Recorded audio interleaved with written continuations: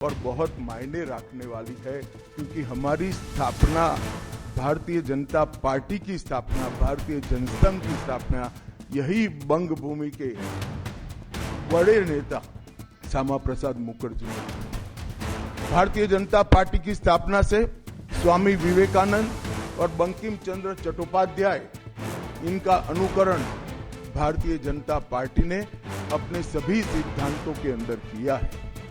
मित्रों, आज जब मैं कह रहा हूं कि इस बार 26 के बंगाल के विधानसभा चुनाव में बंगाल में हमारी सरकार बनेगी, इसका मजबूत आधार भी भारतीय जनता पार्टी के पास है।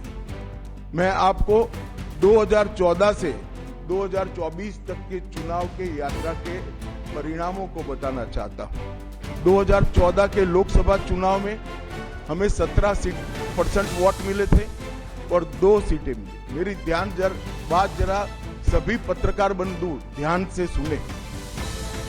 2014 के चुनाव में हमें 17% वोट और 2 सीट मिले थे। 2016 के विधानसभा चुनाव में हमें 10% वोट मिले और विधानसभा की केवल 3 सीटें मिली थी। फिर 14 से 19 के बाद 19 के लोकसभा चुनाव में हमें 41% वोट मिले और 18 सीटें मिली और 21 के विधानसभा चुनाव में हमें 38 वोट मिले और 77 सीटें। ये बहुत बड़ा अंतर है। जिस पार्टी को केवल 3 सीट मिले थे, वो पार्टी 5 साल के ही अंतराल में 77 सीट प्राप्त करी। और इसका नतीजा देखिए, कांग्रेस, जिसकी एक प्रकार से स्थापना ही बंगाल से शुरू हुई, वो कांग्रेस पार्टी बिग जीरो पर पहुंची और 34 साल तक शासन करने वाला कम्युनिस्ट गठबंधन भी एक भी सीट प्राप्त नहीं कर पाया और हमने मुख्य विपक्ष का स्थान प्राप्त किया। आज शुभेंदु जी मेरे साथ यहाँ पर बैठे हैं, वो हमारे प्रतिपक्ष के नेता हैं।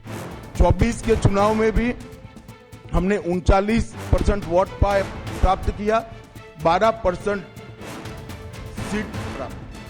सीटें प्राप्त की और 26 में हम निश्चित रूप से प्रचंड बहुमत के साथ भारतीय जनता पार्टी की सरकार।